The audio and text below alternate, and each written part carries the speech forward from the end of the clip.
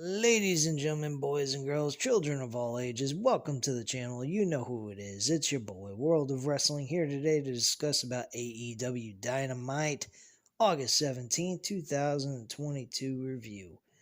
As we all know, Kenny Omega was supposed to show up at this event in the main event, and that's exactly what happened.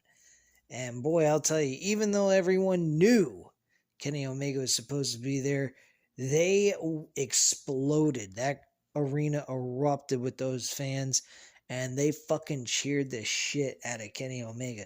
Kenny Omega, I have to say, during his main event matchup opportunity he had in that six-man tag team match with the Young Bucks, I got to admit, he did not look in the best shape at all. He still looks like he's somewhat banged up.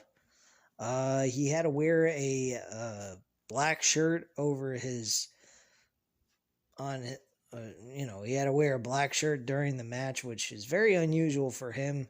I don't know why he had to wear a black shirt, but I think he's still dealing with some minor injuries because he looked like he was moving around that ring pretty slow.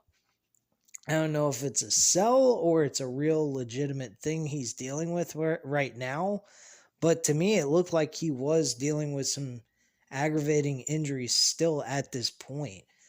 I have to admit, the last 2 years or so, he really put himself through a lot of he put his body through a lot, truthfully. And he did not look good in this. Well, he looked good in the match, but he also looked very sluggish. He didn't look like he was in the best of shape. I'm not saying Kenny Omega wrestled horrible. He wrestled very well with the time he was out of wrestling. So I would assume he's a little bit rusty, but he still looks like he's dealing with some nagging injuries at this point. Of course, the Young Bucks and Kenny Omega won this matchup against Dragon Lee, Andrade El Idolo, and Rush. And at the end of this whole entire thing, when the match was over, Andrade El Idolo and Rush turned on Dragon Lee and gave him a fucking DDT, and his mask came completely off his head. Which I thought was insane to close out the show. The very first segment, though, on the show was actually CM Punk coming out and talking about what happened last week and that he is ready to face Jon Moxley to unify the two belts to have only one world champion in AEW at All Out. He goes ahead and he discussed about how Moxley has always been number 2 in this company since CM Punk came in. He mentions that that he is not going to be the first John he ever beats in professional wrestling. I thought that was very funny. He said that he was always number 3 in the group he was in, referring to the Shield. I thought that was very interesting. And he just kept mentioning other people. And he also said, it's funny, you actually went ahead and you're the world champion. You haven't even given your best friend, Eddie Kingston, who's actually the number 3 best Eddie I've ever seen in the ring, and also the number 2 best Kingston I have ever seen, referring to Kofi Kingston being a better in-ring performer than Eddie Kingston is. That was some fucking that was unbelievable. Those comments being made. That's fucking nuts. Speaking of Eddie Kingston, we didn't get much out of Eddie Kingston tonight with Sammy Guevara, which I found a little odd. Hopefully we see something like that take place. Some more build-up between those two. Jon Moxley eventually comes out after CM Punk runs his mouth. Now, I was kind of hoping that with Jon Moxley... Did I say John Cena? I think I said Jon Moxley. Anyway, Jon Moxley comes out, I think I said John Cena. I don't know what the fuck I'm talking about. I'm fucking half dead tired at this point, guys.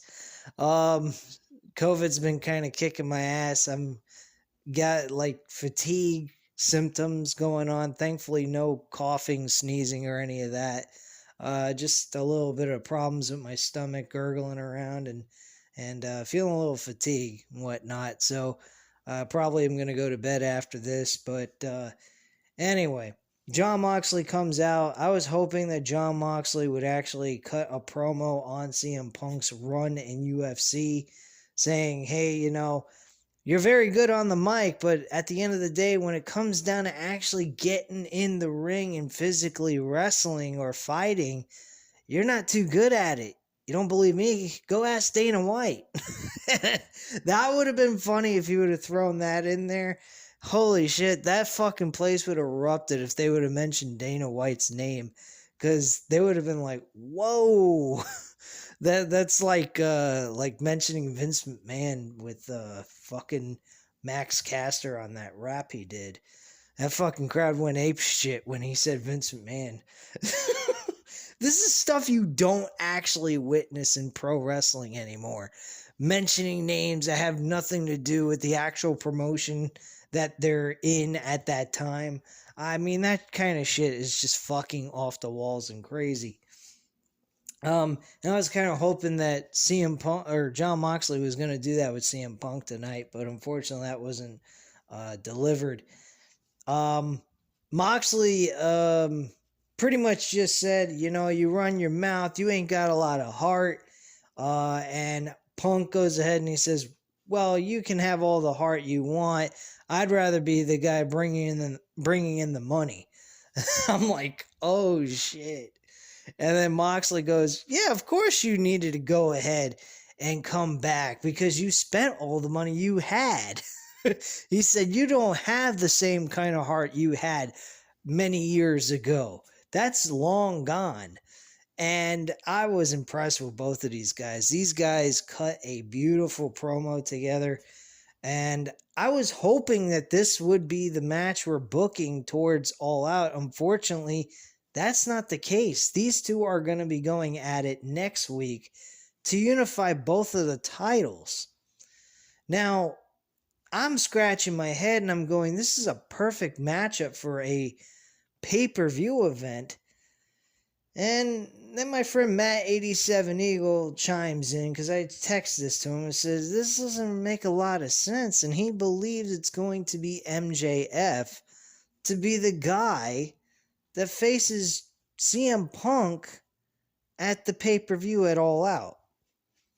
Now, I'd be okay with this if we actually had some more time for them to build towards an actual legitimate pay-per-view world title match. But unfortunately, that would not be the case. We'd actually have only 2 weeks to build. So we'd have a 2-week build between these two guys.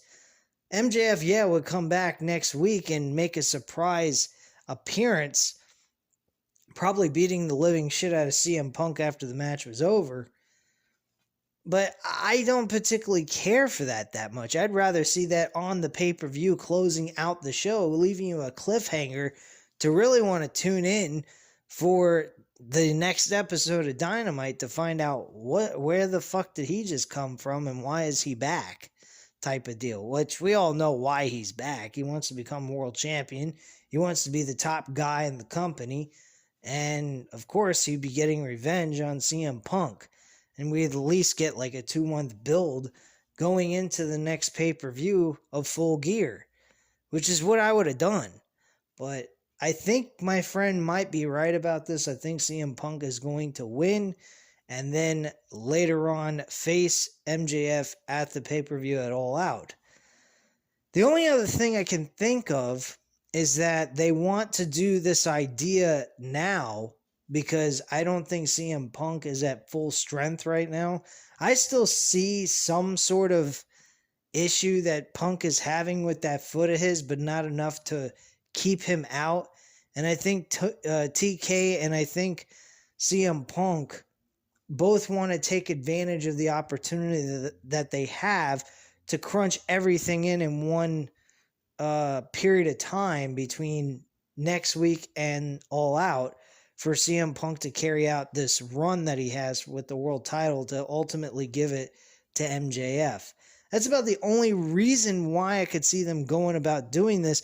The other reason is Jon Moxley actually wins and becomes the official World Heavyweight Champion in AEW.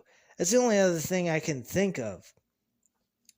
By the way, later on in the show, there was supposed to be a match, but it didn't take place because Jon Moxley wanted a piece of CM Punk. Now, CM Punk and Jon Moxley brawled at the end of the very first segment that they were in, and they almost brawled again in the second confrontation that they had. And Jon Moxley just wanted to do the match tonight. He didn't want to have to wait until All Out, so now they're going to do it next week. I don't know what to think. The only other thing I can think of is Jon Moxley wins and becomes the official world champion, or we get CM Punk and MJF at All Out. And at All Out, MJF becomes the world heavyweight champion, which I'm totally fine with, but I was actually looking forward to an actual build the second time around between these two and see a legitimate build going into the pay-per-view and get us really hyped up and pumped for the next pay-per-view that these two could have with one another, which they already did back in February of this year. And to close out the year, why not close it with those two going at it again in a really good classic matchup? I'm thinking it's possibly that CM Punk's not fully healed from his injury. I think he can wrestle, but he's not exactly at full strength. So TK just wants to take advantage of what he's got right now, and CM Punk's willing to do it. And then, take the title off of him at All Out, and then let him go back and rest, and then come back when he's at full strength again. That's about the only thing I can think of at this point in time with this whole situation with CM Punk. It's the only thing that makes any sense for them to book this match so soon. So that's pretty much how I see it right now. I honestly would like to see Jon Moxley win. I think Jon Moxley has been a far better champion than CM Punk. CM Punk, yes, he's been cutting great promos, but his in-ring work it's nowhere close to Jon Moxley's in-ring work. Jon Moxley has been far better as a wrestler than CM Punk. Just my opinion. But I think it's factual. It's not just an opinion. I think everybody is easily on the side of Jon Moxley. He has done a lot for this business, especially for AEW. He's been the heart and soul of AEW in most of the years that he's been there. 2 out of the 3 years that they've been around, he's been the top dog. He's been the guy carrying that company on his back. Through the fucking pandemic, he was a world heavyweight champion, and he was kicking ass, taking names, and everybody loved his work.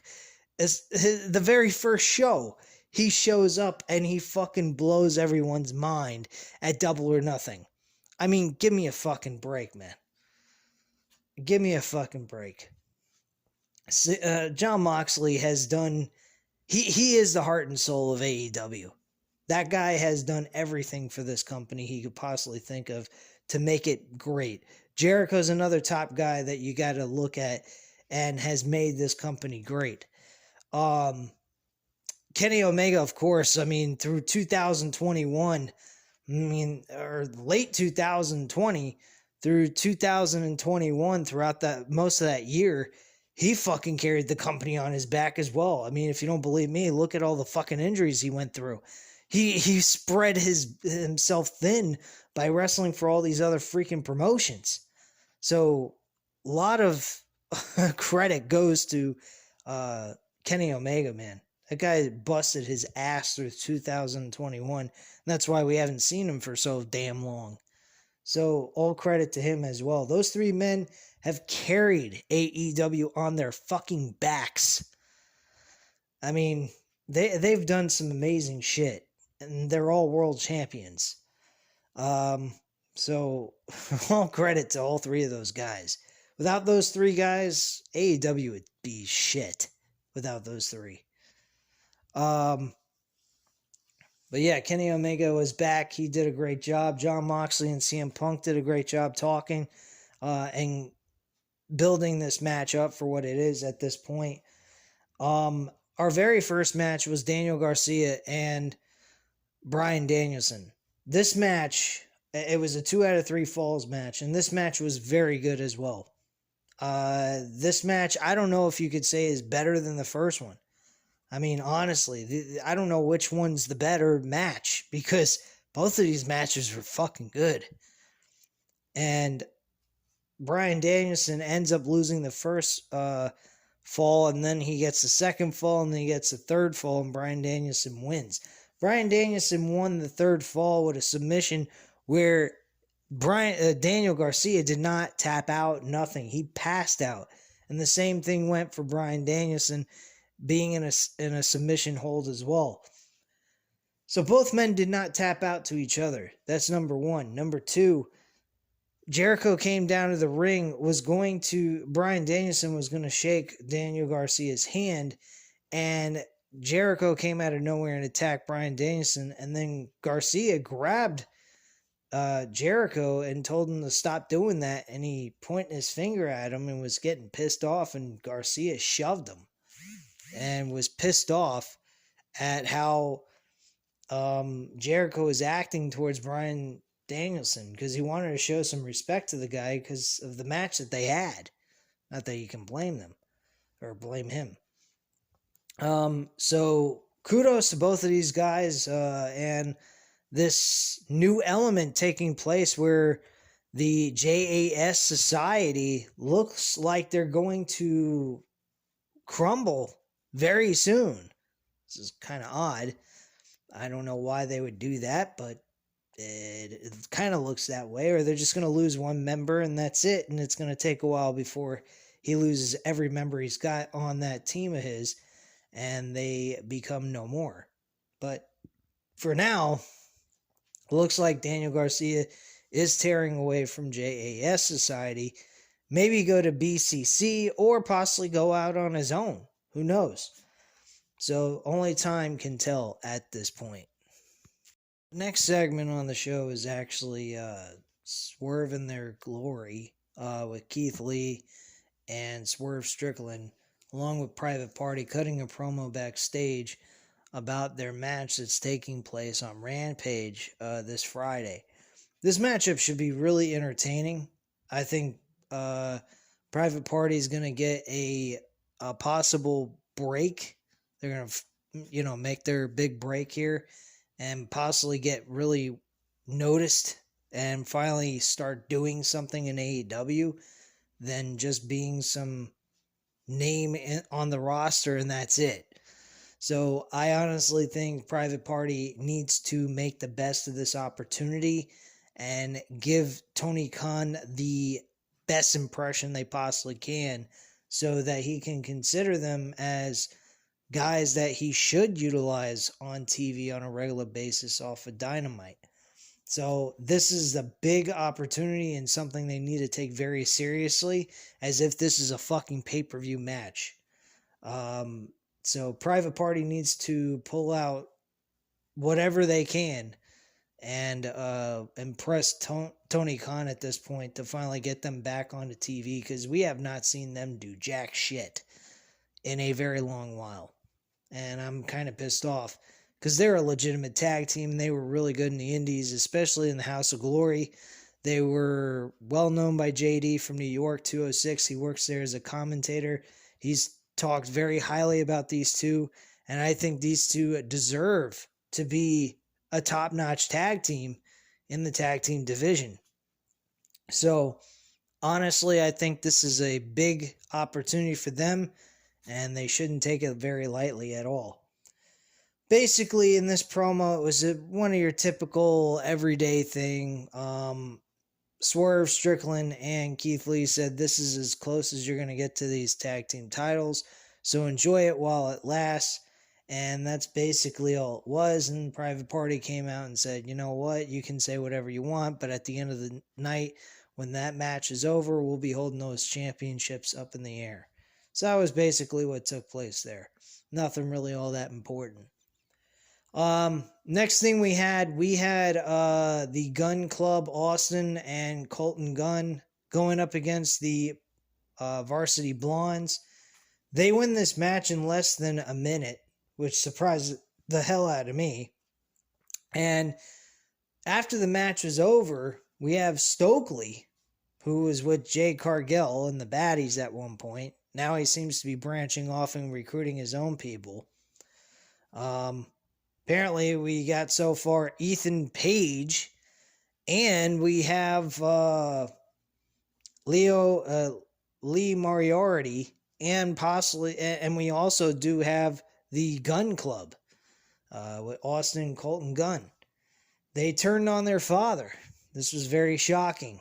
It looks like those two guys will be joining up with Stokely in this new little faction that Stokely has created. So he's got like two different factions, one for the females and one for the males. So that's basically what Stokely has been doing lately on television for AEW. After the attack, though, we had Max Caster and Anthony Bowens come down to the ring to help Billy Gunn out and stop the attack from his two ungrateful fucking sons. And they run off like fucking cowards. And then they scissor each other, the three of them. And the crowd goes fucking crazy like they do with the best friends when they do the big hug in the middle of the ring. So it was pretty fucking off the walls and weird as shit. But I liked it. And I think a lot of people are going to like the Acclaim with Billy Gunn, because I think they have some really entertaining chemistry together, and I think they could pull this off very well.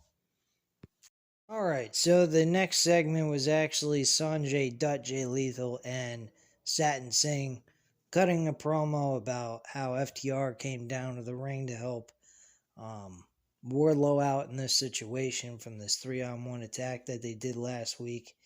And they didn't really appreciate it. Sanjay Dutt accidentally knocks his pencil off the back of his ear, so he's upset about that, which I found absolutely to be retarded. And we then move into how they want to face them in a 6-man tag team match at All Out. I don't know why the fuck they need to do that, but that's what they're going to do. And then Satin Singh says, "I dare you, Wardlow, to powerbomb me." Okay, well, Satin Singh, buddy, you're worse than Almost. And Almost is shit, but you take the fucking cake on even being a bigger loser of a big man than he is. Just saying. I think Almost is a far better wrestler than Satin Singh, and that ain't saying much, because Almost and Satin Singh are two of the worst fucking wrestlers in today's modern day of wrestling. Bottom line. Fucking ridiculous. But yeah, that challenge was issued later on in the show. Just cut right to the chase. FTR and Wardlow were backstage. They announced themselves as the Pinnacle, which makes sense. They were together in the Pinnacle at one point, which I missed the fucking shit out of that group. Wonder what has happened to Shawn Spears after that group disbanded. And, Wardlow beat the living shit out of Shawn Spears. So I have no idea what's going on with that, with him. Wonder what's happened to him. I think he might have been released, possibly. I'm not sure. But if anyone knows, leave a comment in the chat, in the comment down below on the video. I'm thinking I'm live here. What the fuck? Anyway.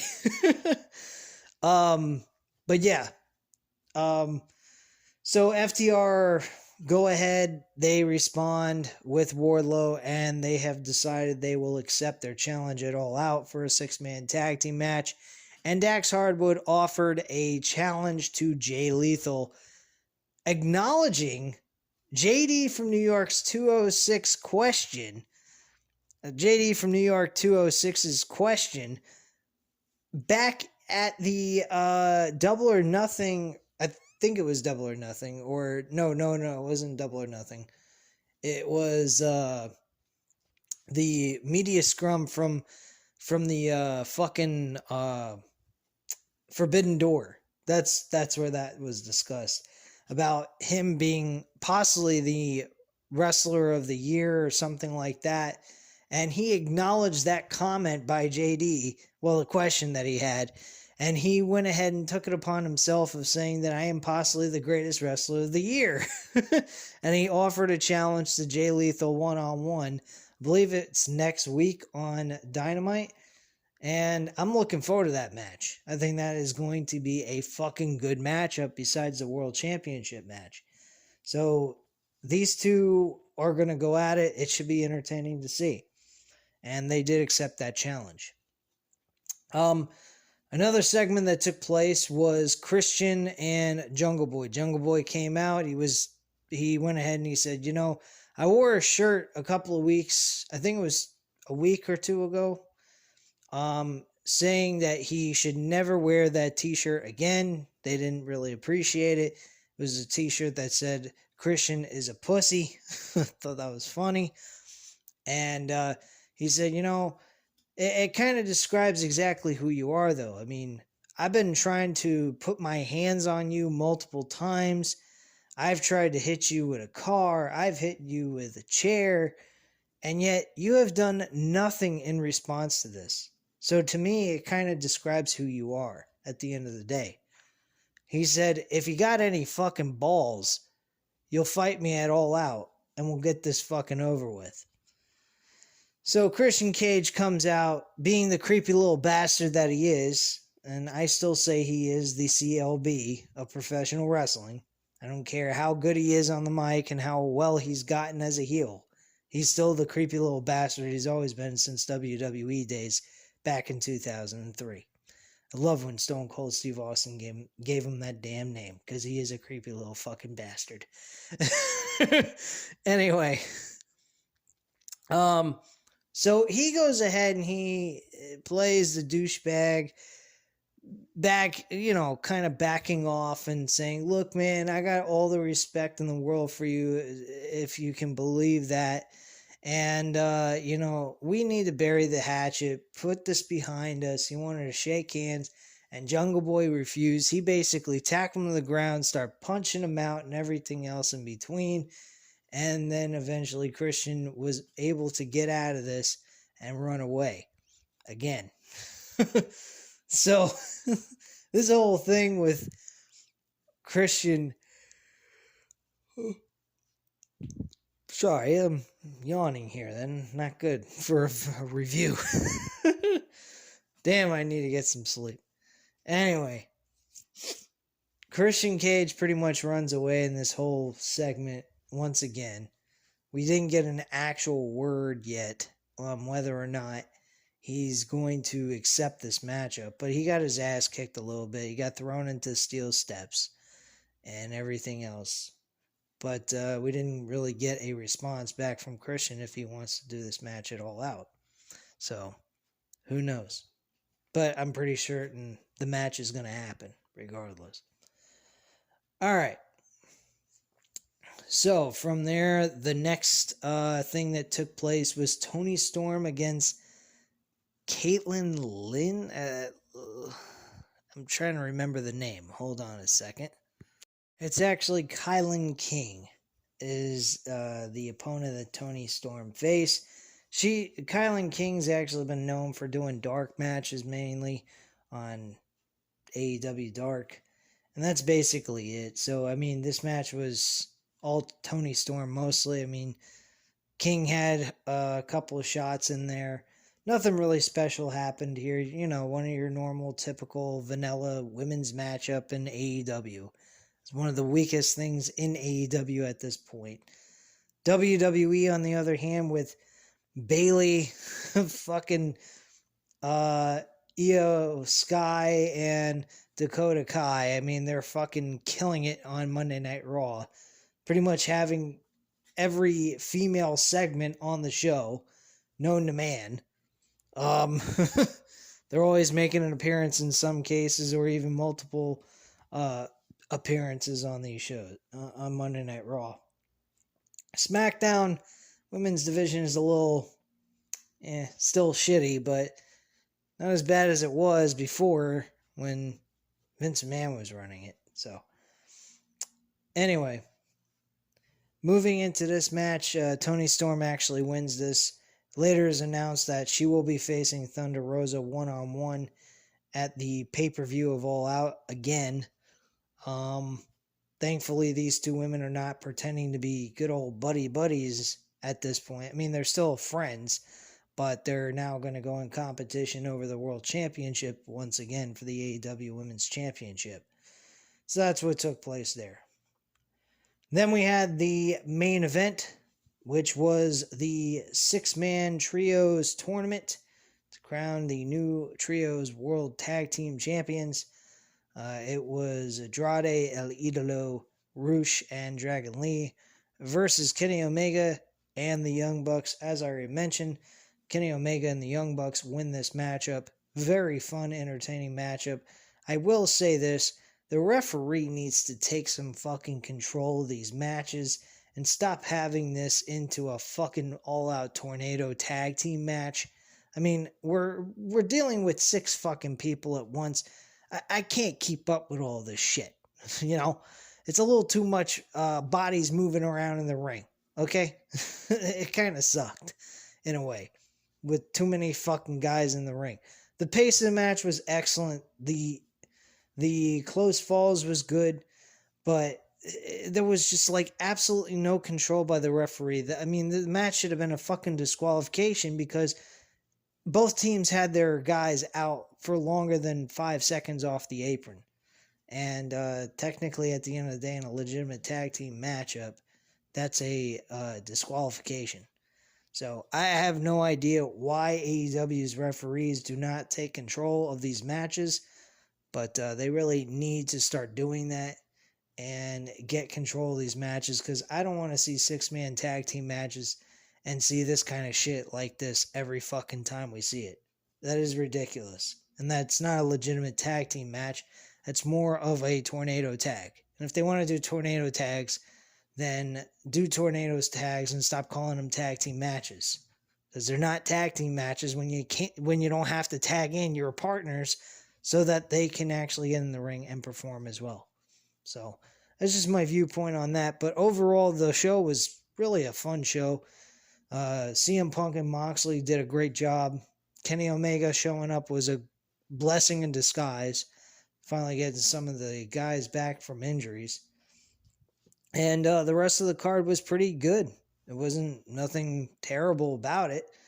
And storyline telling was pretty on point thanks to CM Punk and Jon Moxley mostly. We didn't get any Miro segment, Malachi Black, the Dark Order, Darby Allin, none of that. That is one portion of the show I did not notice, and I wish we would have seen something like that taking place so we could get a little bit more build going on. But hey, it's just one episode, no big deal. They've been doing that week to week. Giving them a break off is not a big problem. Hopefully we see something come of this next week while we see the World Championship match takes place on the next week's Dynamite. Anyway, guys, that's all I have to say at this time. I'm going to go hit the hay, and if you don't mind, I'm going to go to sleep. But you guys know what to do. Hit that like button if you like this video. Hit the subscribe button if you're not already subscribed to the channel. Leave a comment down below, and I'll definitely get back to you on that. And I thank you guys very much for watching. Have a great night, guys. Bye.